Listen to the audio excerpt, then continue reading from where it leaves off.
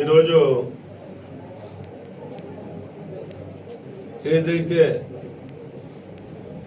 బలహీన వర్గాలకి ఆనాడు ఎన్టీ రామారావు గారు ముఖ్యమంత్రి దగ్గర నుంచి ఈనాడు చంద్రబాబు నాయుడు వరకు కూడా అందిస్తున్నటువంటి సంక్షేమాన్ని 30 రూపాయలతో మొదలైనటువంటిది ఇవాళ 4 రూపాయలు అవడమే కాకుండా 4,000 రూపాయలు అవడమే కాకుండా వికలాంగులకు 6, 10, 15 ఇంత సంక్షేమాన్ని ఈ దేశంలో ఏ ప్రభుత్వం కూడా ఇవ్వనటువంటి పరిస్థితి. అదొక ఆంధ్రప్రదేశ్లోనే జరుగుతున్నటువంటి పరిస్థితి. దాన్ని ఇవ్వడం ఒకెత్తైతే ఎట్టి పరిస్థితుల్లోనే కూడా గతంలో కాకుండా 1వ తారీఖునే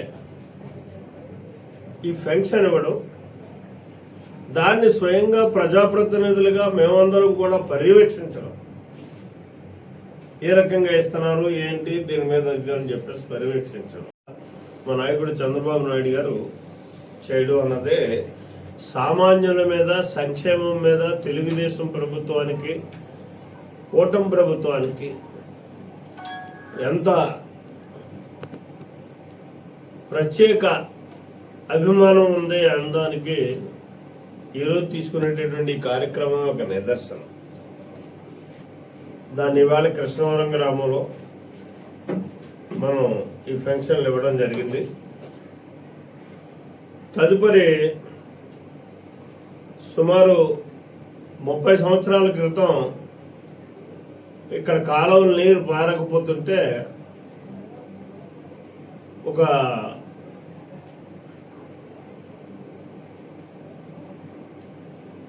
దాన్ని ఏర్పాటు చేయడం జరిగింది. అది ఆ రోజుల్లో ఉన్నటువంటి టెక్నాలజీకి అనుగుణంగా సింపుల్గా ఉపయోగించి ఆ రోజు కార్యక్రమం తీసుకోవడం, కృష్ణవరానికే కాకుండా గద్దరాపల్లికి కూడా ఉపయోగపడేటటువంటి గ్రాయిన్ ఇది. అది ఫ్లడ్స్ రావడంలో అది అప్పట్లో కొట్టుకుపోవడం, తర్వాత వచ్చినటువంటి ప్రభుత్వాలు దాన్ని పట్టించుకోకపోవడం,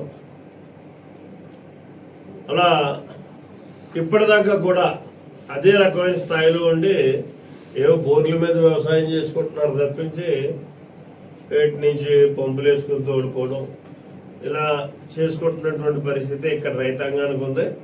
ఇంకా పెద్ద గద్దనాపిల్లు అయితే డ్రాప్ వాటర్ కూడా దీనికి ఇంకా పుష్కర నీళ్ళలో వచ్చే అవకాశం ఉంది కృష్ణవరానికి. గద్దనాపిల్లికి అది కూడా అవకాశం లేదు. అటువంటి పరిస్థితుల్లో మళ్ళీ దాన్ని ఇవాళ మనం చెయ్యాలి అని చెప్పి వెళ్ళి పరిశీలించడం జరిగింది. అక్కడ ఎవరైతే పోలవరం వర్క్ చేస్తున్నారో ఆ సంబంధిత కాంట్రాక్టరు, అలాగే అక్కడ ఉన్నటువంటి డిపార్ట్మెంటు, మన లోకల్ డిపార్ట్మెంట్ని తీసుకెళ్ళి చూసి మీ ఈ సమావేశానికి వచ్చే ముందే వాళ్ళందరినీ కూర్చోబెట్టి ఒక ఐడియా నేను ఇవ్వడం జరిగింది. దానికి అంటే మళ్ళీ పటిష్టంగా ఉండేలాగా, సింపుల్గా అయ్యేలాగా, ఈనాడు ప్రభుత్వం మీద భారం పడకుండా దాన్ని పోలవరం కాంట్రాక్టర్ ఎవరైతే ఉన్నారో ఆ కాంట్రాక్టర్నే చేసి పెట్టమని చెప్పి, ఇక్కడ మీ దగ్గర మిగిలిపోయినటువంటి మెటీరియల్తో మీకు డబ్బు కాదు, అది మాకేమో ఒక 1000 ఎకరాలు సాగు అయ్యేటటువంటి పరిస్థితి ఉంటుంది కాబట్టి దాన్ని చెయ్యాలి అని చెప్పి రిక్వెస్ట్ చేయడం, దానికి పై అధికారులు వాళ్ళ చేయించడానికి ప్రయత్నం చేస్తానని చెప్పేసి కూడా సంబంధిత వాళ్ళ డిపార్ట్మెంట్, కాంట్రాక్టర్ డిపార్ట్మెంట్ చెప్పడం జరిగింది.